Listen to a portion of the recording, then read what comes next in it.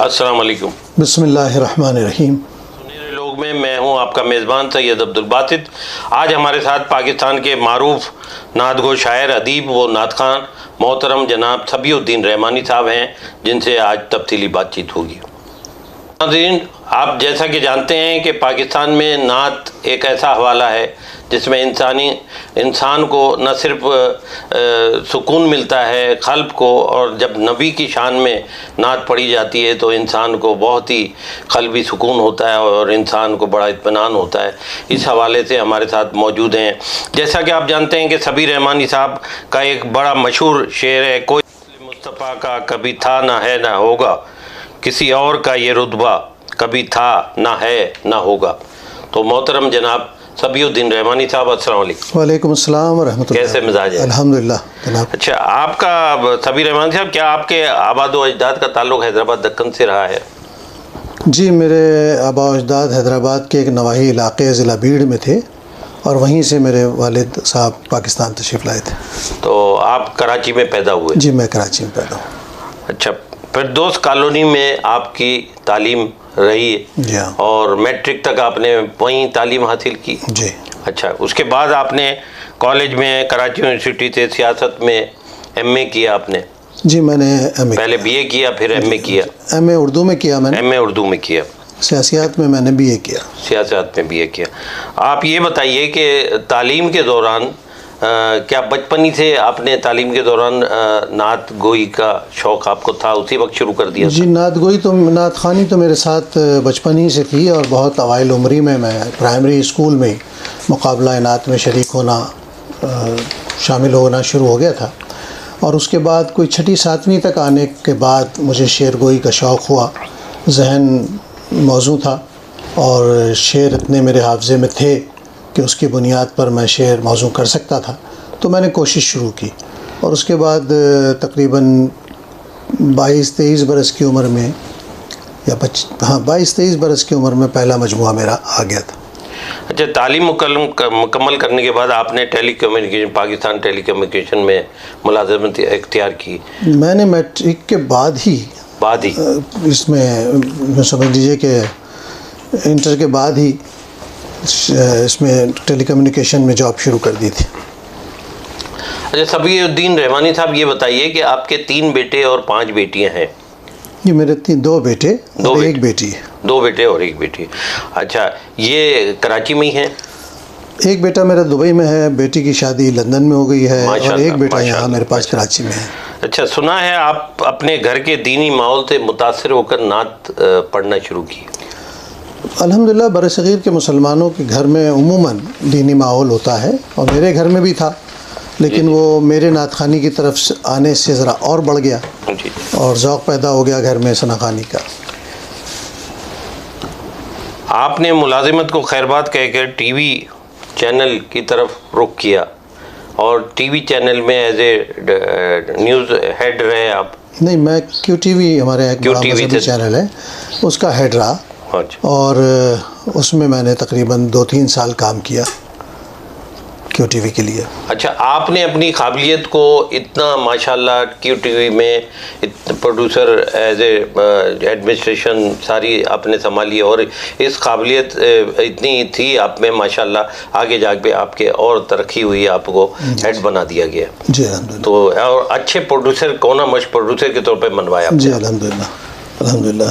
یہ رؤوف صاحب جو وہاں مالکان میں ہیں، انہوں نے کسی محفل میں گفتگو سن کر میری، اور بعض اعتراضات سن کر جو کیو ٹی وی پہ اس زمانے میں نے کیے تھے، اس کے نتیجے میں انہوں نے اگلے دن مجھے بلایا اور مجھ سے کہا کہ بھئی اس میں یہ اصلاحات تمہیں کرنی ہے یہاں بیٹھ کر، اور میں تمہارے ساتھ ہوں۔ تو ظاہر ہے وہ میں نے ذمہ داری لی، اور اللہ کے کرم سے جب تک میں کیو ٹی وی میں رہا، بہت سارے لوگ انڈکٹ کیے میں نے، بہت سارے نئے ثنا خوانوں کو متعارف کرایا، بہت سارے اسکالرز ڈالے، اللہ کے کرم سے اس سے بعد کیو ٹی وی بہت فعال ہوا۔ صبیح رحمانی صاحب، یہ بتائیے، آپ نے نعت کے ادبی فروغ کے لیے مختلف نعتیہ جرائد کا اجرا کیا اور اس پر بہت کام کیا، اس حوالے سے ہمارے ناظرین کو کچھ بتائیں۔ اصل میں نعت سے تو ظاہر ہے بچپن ہی سے جڑ گیا تھا، لیکن یہ کہ مجھے یہ احساس تھا کہ نعت پر ایک تنقیدی پرچہ ہونا چاہیے جس میں تنقیدی مضامین لکھے جائیں، کیونکہ نعت پر تنقید کے نہ ہونے سے بہت ساری دشواریاں اس صنف کے راستے میں تھیں، اور اس کو ہمارے اہل ادب تسلیم نہیں کرتے تھے بطور صنف، نہ بطور ادب کے کسی حوالے کے۔ تو نعت رنگ میں نے 1995 میں شروع کیا اور اس کا پہلا نمبر ہی تنقید نمبر لایا۔ اس زمانے میں لوگ ظاہر ہے کہ بہت زیادہ بے چین ہوئے کہ کیا حرکت ہے، کیا کام شروع کریں گے، بلکہ بعض بزرگوں نے تو یہاں تک کہا کہ نعت پر تنقید کو رسول اللہ صلی اللہ علیہ وسلم پر تنقید سمجھا جائے گا، لیکن ایسا تھا نہیں، کیونکہ ہر صنف شعر پر تنقید ضروری ہے۔ تنقید شعر کو، شاعری کو مانچتی ہے، اس کے محاسن کو نمایاں کرتی ہے۔ جی جی۔ تو اس سے نعت کو فائدہ ہوا۔ الحمدللہ اس وقت میرا رسالہ نعت رنگ جو ہے وہ بر صغیر کے بڑے موضوعی جرائد میں ہے، اور اس کا اسٹیٹس بالکل ایک ریسرچ جرنل جیسا ہے۔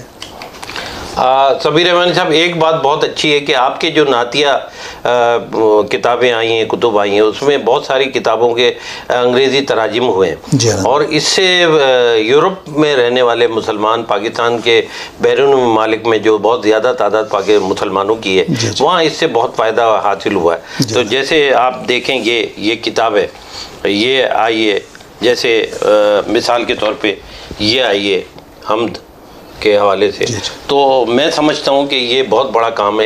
یہ کیسے خیال آیا آپ کو اور کیسے آپ نے کیا، ذرا ہمارے ناظرین کو بتائیے۔ اللہ رب العزت جب کسی سے کام لینا چاہتا ہے تو وہ اس کے ذہن میں خیال بھی ڈالتا ہے، اس خیال کو عمل تک ڈھالنے کے لیے جس چیز کی ضرورت ہو اسے وہ بھی فراہم کرتا ہے، اور پھر اس میں برکت بھی ڈال دیتا ہے۔ تو میرے سارے کاموں کا معاملہ بھی یہی ہے کہ خیال بھی وہی دیتا ہے، اس میں کام کی صلاحیت اور کام کے راستے آسان کرتا ہے، اور اس کے بعد اس میں برکت بھی اللہ رب العزت ہی کی طرف سے آتی ہے۔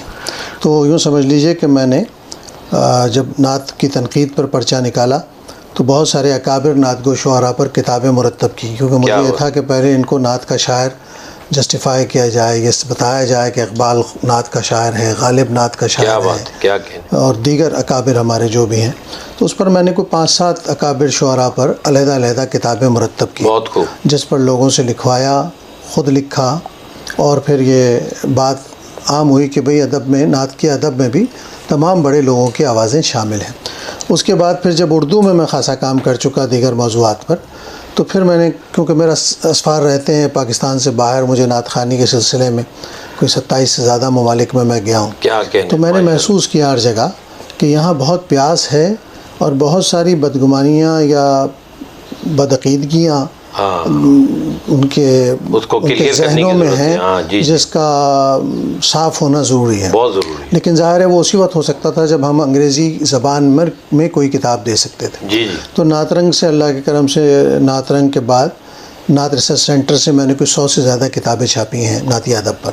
اس میں 5 کتابیں انگریزی کی اب تک آ چکی ہیں، جس میں حمد پر بھی ہے، نعت پر بھی ہے، نعت کے محاسن پر ہے، نعت کی ضرورت پر ہے، اور نعت کے فضائل پر ہے، بے شمار کام ایسا ہے۔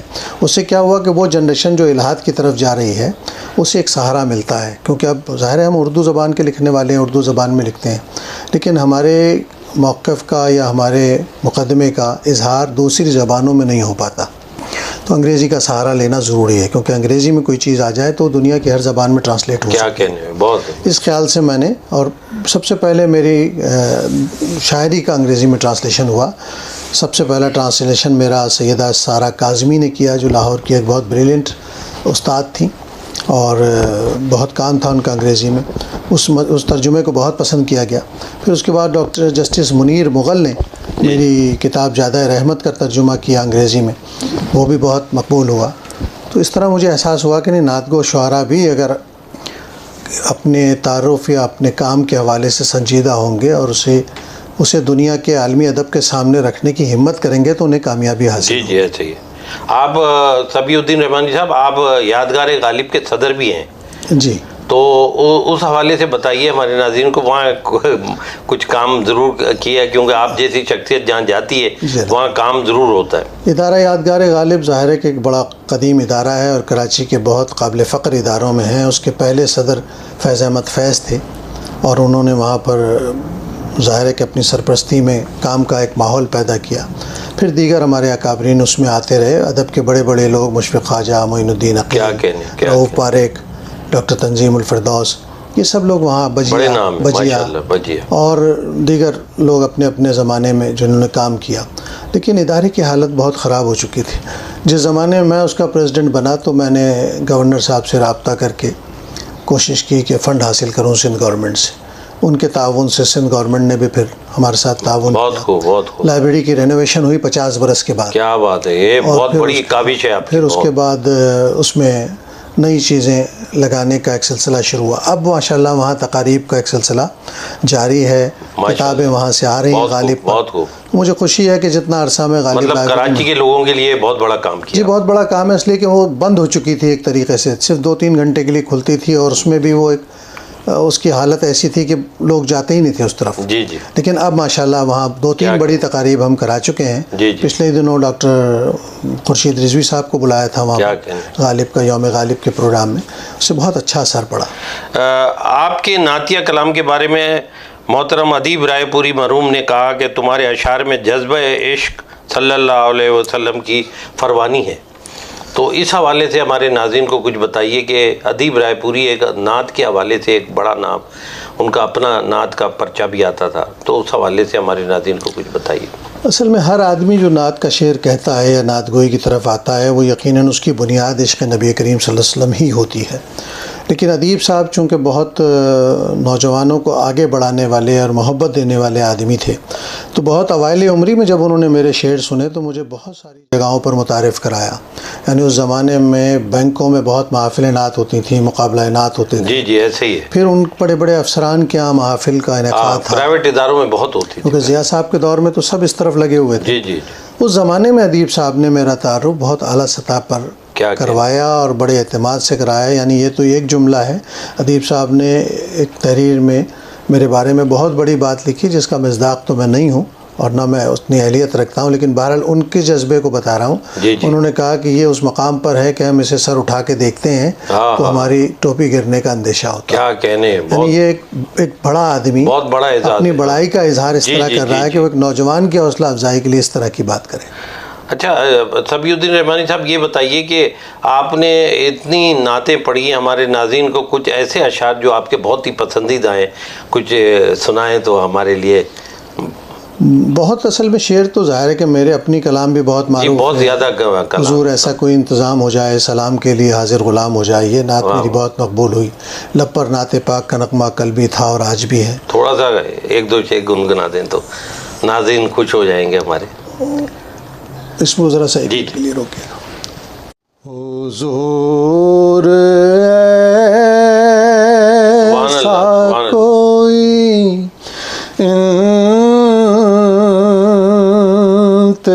انتظام ہو جائے. سبحان اللہ سبحان اللہ. حضور ایسا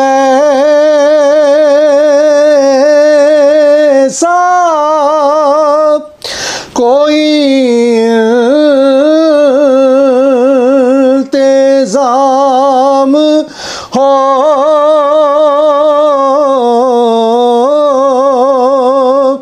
جائے، سلام کے لیے حاضر غلام ہو جائے. ناظرین ہمارے ساتھ موجود ہیں پاکستان کے معروف نعت خواں، ادیب، شاعر محترم جناب صبی الدین رحمانی صاحب. آپ سے گفتگو جاری ہے. اب ہم مزید گفتگو کریں گے صبی الدین رحمانی صاحب سے. صبی الدین رحمانی صاحب، آپ کی تقریباً 5 کتب آ چکی ہیں. اس میں جباد رحمت، ماہ طیبہ، خوابوں میں سنہری جالی، سرکار کے قدموں میں، سلام کے لیے حاضر ہو جائے. تو آپ یہ بتائیں کہ ان 5 میں سے سب سے زیادہ لوگوں نے کون سی پسند کی اور سب سے زیادہ آپ کو کس کتاب میں زیادہ مزہ آیا؟ یوں تو نبی کی شان میں حضور کے لیے جو کام کرتا ہے آدمی وہ تو سب میں ہی دل کو تسلی ہوتی ہے، لیکن پھر بھی ہمارے ناظرین کی معلومات کے لیے۔ جی، اصل میں یہ شعری جو انتخاب ہیں میرے کچھ مجموعے ہیں، 2 مجموعے آئے میرے، جادہ رحمت 93 میں آیا، اس سے پہلے 89 میں آیا تھا ماہ طیبہ، تو ماہ طیبہ میرا پہلا مجموعہ تھا، اور اس کے بعد 93 تک آنے تک میری شعری صلاحیت ذرا بہتر ہوئی، تو 93 میں جو میرا مجموعہ آیا اسے اہل علم نے بہت پسند کیا اور بہت لکھا گیا مجھ پر، یعنی مجھ پر لکھے گئے مضامین کا کوئی 600-700 صفحے کا ایک الگ نثری انتخاب ہے جو لوگوں نے لکھا ہے مجھ پر۔ اس میں ڈاکٹر شمس الرحمان فاروقی صاحب سے لے کر ہمارے عہد کے ہر بڑے آدمی نے تقریباً میری شاعری پر لکھا ہے۔ تو اس کے بعد جادہ رحمت بہت مقبول ہوا اور اس کا ٹرانسلیشن دو حضرات نے کیا جس کا میں ذکر کر چکا ہوں۔ کیا بات! پھر لوگوں نے انتخاب چھاپے ہیں میرے، کیونکہ نعتیں میری مقبول ہو گئیں، ضرورت تھی، مختلف پبلشر نے انتخاب چھاپے۔ نثر میں میری 17 کتابیں ہیں۔ کیا کہنے ہیں، الحمدللہ، بہت خوب۔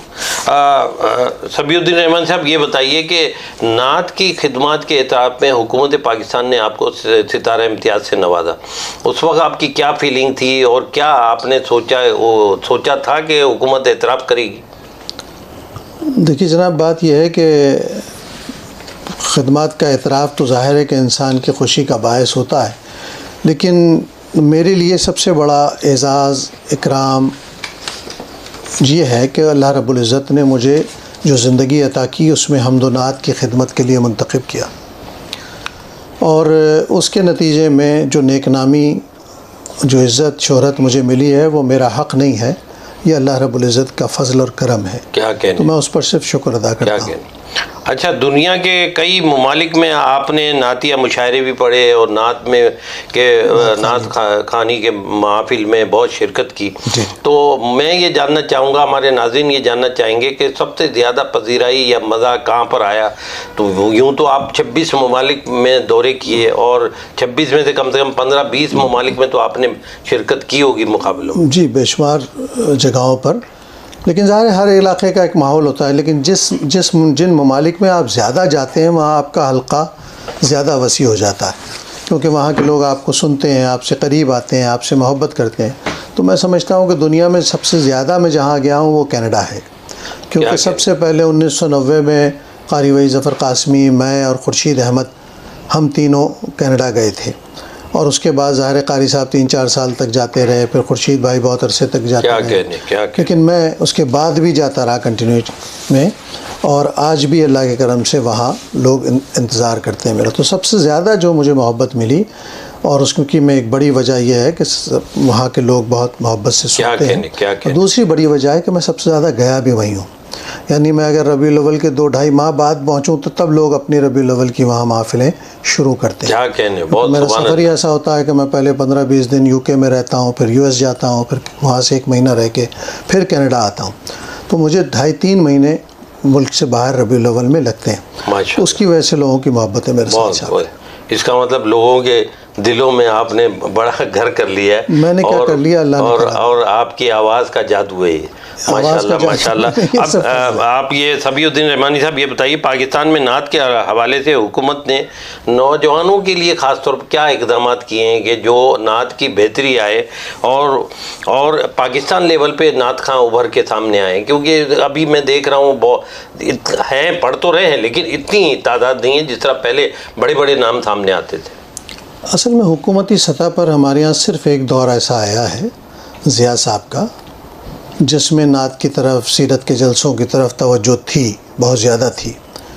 اب وجوہات بہت ساری ہو سکتی ہیں، اس پر بہت سارے لوگوں کے بہت سارے خیالات، لیکن بہرحال اس سے نعت خوانی کے شعبے کو فروغ ملا، میڈیا نے نعت خوانی کو اہمیت دی، اس کے بعد نعت کے مقابلے شروع ہوئے جو آج بھی الحمدللہ جاری ہیں۔ کیا کہنے، تو ان ہر سال منعقد ہونے والے نعتیہ مقابلوں سے اور مشاعروں سے شعراء اور نعت خوانوں کی ایک بڑی تعداد ہر سال شامل ہوتی جاتی ہے اس کارواں میں۔ کیا کہنے، تو حکومت کی براہ راست زیادہ سرپرستی نہیں ہے، سوائے اس کے کہ حکومت نے میڈیا سے، اپنے سرکاری اداروں سے کچھ مقابلے ہر سال جو اب روٹین کا حصہ ہیں پی ٹی وی کے ریڈیو کے وہ منعقد ہوتے ہیں، لیکن جس طرح باقاعدہ اس پر توجہ دی جانی چاہیے تھی، اس کو ایک فن کے اعتبار سے جی جی ہاں مانا جانا چاہیے تھا، حکومتی سطح پہ اہمیت وہ ابھی تک نہیں ہے، بلکہ دوبارہ ایک مسئلہ ہوا ہے کہ اب جو نعت خوانوں کو ایوارڈ ملتے تھے اس میں بھی بہت دشواریاں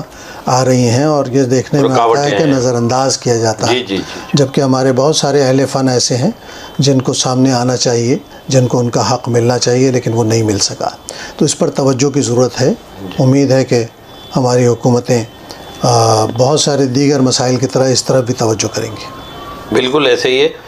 صبی الدین رحمانی صاحب یہ بتائیے کہ آپ کے سینئر بھی بہت نعت خوان گزرے ہیں اور آپ کے ہم اثر نعت خوان بھی بہت بڑے بڑے نام ہیں، ان میں سے ہمارے ناظرین کو کچھ نام بتائیے جن سے آپ بڑے متاثر رہے ہیں اور کبھی اصلاح بھی لی ہو، کبھی انہیں بہت زیادہ پسند کیا ہو، خواتین ہو یا مرد ہوں، بہت اچھے نام ہمارے سب پر دیکھیے جب بھی کوئی کسی شعبے میں نمایاں ہوتا ہے تو اس کی کوئی وجہ ہوتی ہے۔ جی جی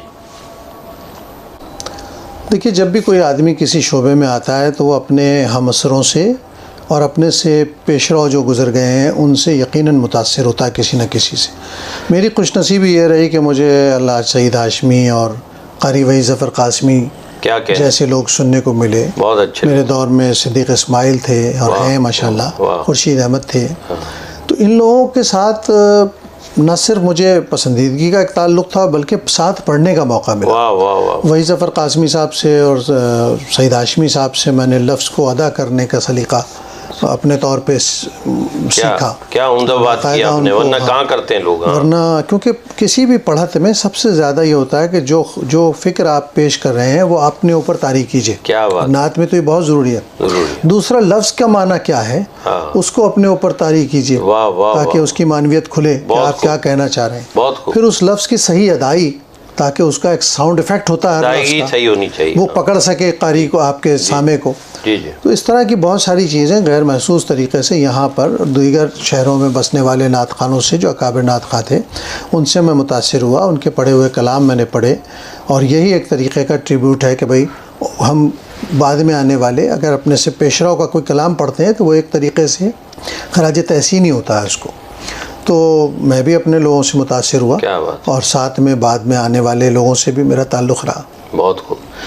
صبی الدین رحمانی صاحب یہ بتائیے حکومت پاکستان کی جانب سے کہ نوجوان نعت خوان جو آ رہے ہیں ان کے لیے کوئی مثبت پروگرام بنائے جو باقاعدہ نوجوان ابھر کے سامنے آئے، ان کی ٹریننگ ہو، ان کی جو ہے نا اصلاح ہو۔ دیکھیے حکومتوں کے تو یہ مسائل ہے نہیں، ہم بلا وجہ حکومتوں کو کہتے ہیں، ہمارا ایجنڈا ہی مختلف ہے، ہم اس معاملے میں جا نہیں سکتے اور ان سے کچھ کہہ بھی نہیں سکتے، لیکن جو کچھ ہمارے میڈیا نے کردار ادا کیا ہے، خاص طور پہ جب سے ہمارے چینلز کی تعداد بڑھی ہے تو ہمارے یہاں ایک مذہبی رجحان تو ہے نا جو معاشرے کے اجتماعی مزاج کا حصہ ہے، اس کی بنیاد پر آپ دیکھیں رمضان آتا ہے تو ہر چینل رمضان ٹرانسمیشن کرنے کی کوشش کرتا ہے، ربیع الاول آتا ہے تو سب کو نعتیں چاہیے چلانے کے لیے کیونکہ پتہ ہے عوام میں پسندیدگی ہے، اللہ نے خود ایک انتظام کر دیا ہے، اور ہمارے ہاں بے شمار اچھی آوازیں اور اچھا پڑھنے والے لوگ سامنے آ رہے ہیں ہر سال، اور وہ اپنی جگہ بھی بنا رہے ہیں۔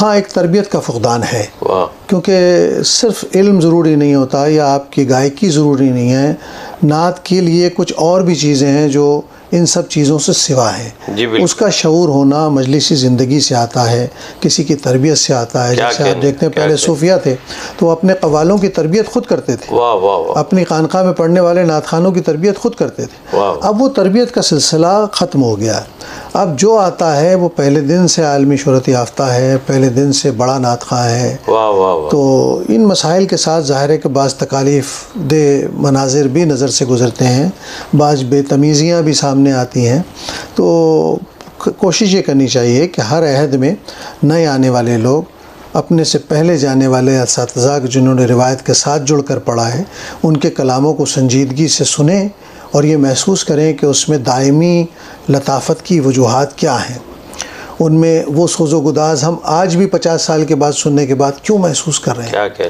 تو یہ بہت نازک باتیں ہیں جس سے نعت خوانی کی تاثیر میں اضافہ بہت اہم ہوتا ہے، بہت اہم. اور میرا خیال ہے کہ ہمارے نوجوانوں کو جو اب بہت اچھا پڑھ رہے ہیں، بہت اچھی آوازوں کے ساتھ ہیں، اور اب بہت ساری سہولتیں ہمیں ایسی میسر آ گئی ہیں جس کی بنیاد پر بہت کمزور پڑھنے والا بھی اپنی آواز کو بہت اچھا کر کے پیش بہتر کر سکتا انداز ہے. میں پیش کر تو رہا ہے. اب آپ کی توجہ دیگر موضوعات پر بھی، دیگر چیزوں پر بھی ہونی چاہیے. جی جی بالکل. محاسن پر ہونی چاہیے، فن کی نزاکتوں پر ہونی چاہیے. جی جی. میں یہی چاہتا ہوں کہ نئی نسل اس طرف خصوصی طرف توجہ دے. اچھا سبی الدین رحمانی صاحب، یہ بتائیے کہ جو نعت کی جو اصل صورت تھی، صورتحال جو پہلے اصل تھی، وہ صورت اب تبدیل کی جا رہی ہے، اور لوگ جو ہے نا گانے کے انداز میں اور اشعار بھی گانے کے انداز میں پڑھ رہے. یہ ہمارے لیے ایک بہت المیہ ہے. اس سے پہلے پچھلے 15-20 سال پہلے ایسا نہیں تھا، کبھی نہیں تھا.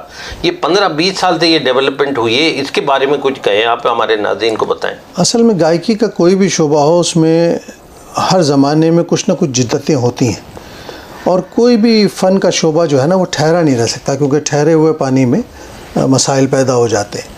تجربہ بری چیز نہیں ہے، لیکن تجربہ روایت کی لکیر سے بہت دور نکل جائے جی، مگر نعت کو گانے کی اس میں صورت میں گھونڈا پن آ جاتا ہے. اب نعت گانے کی دھن میں ہو سکتی ہے، لیکن اس گانے کی دھن میں ہو سکتی ہے جو بہت پاکیزہ تر احساس کے ساتھ سامنے آ رہا ہے. کیا کہنے. دیکھیے ہمارے ہاں فلمی شاعری میں بھی بہت ساری چیزیں بہت پاکیزہ ہیں، بہت اہم. بلکہ ہم کئی چیزیں غزل کی سنتے ہوئے ہمارا دھیان کہیں اور چلا جاتا ہے. کیا کہنے. ایک چھوٹا سا واقعہ سناتا ہوں آپ کو، اور اکثر سنایا میں نے، کہ الحاج خورشید احمد ایک دن مجھے مسجد نبوی شریف میں راستے میں ملے. میں مسجد کی طرف جا رہا تھا اور وہ آ رہے تھے، اور ان کی آنکھیں بھیگی ہوئی تھیں، تقریباً وہ رو رہے تھے. سبحان اللہ. انہوں نے مجھ سے پوچھا کہ یار اچھا ہوا تم مجھے مل گئے، بڑا ایک میرے دل میں ایک وسوسہ رہتا ہے، میں چاہتا ہوں تم سے بات کروں، تم اس کا جواب دے سکتے ہو شاید. میں نے کہا بتائیے کیا کہنا چاہتے ہیں.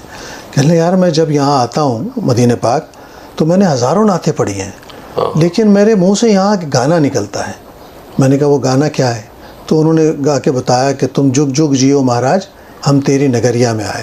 میں نے کہا خورشید احمد صاحب، یہاں جو چیز، جو لفظ، جو خیال حضور علیہ السلام کی بارگاہ میں لے جا کر کھڑا کر دے وہی نعت ہے. سبحان اللہ. تو یہاں آپ کے لیے یہ گانا گانا بھی سبحان اللہ نعت ہی کے دائرے میں آئے گا، کیونکہ توجہ آپ کی ادھر ہے. واہ واہ واہ. اور یہی سارے صوفیہ کا رنگ تھا ہمارے یہاں. کیا کہنے. تو اصل چیز یہ ہے کہ نعت کی ادائی کیسے ہے.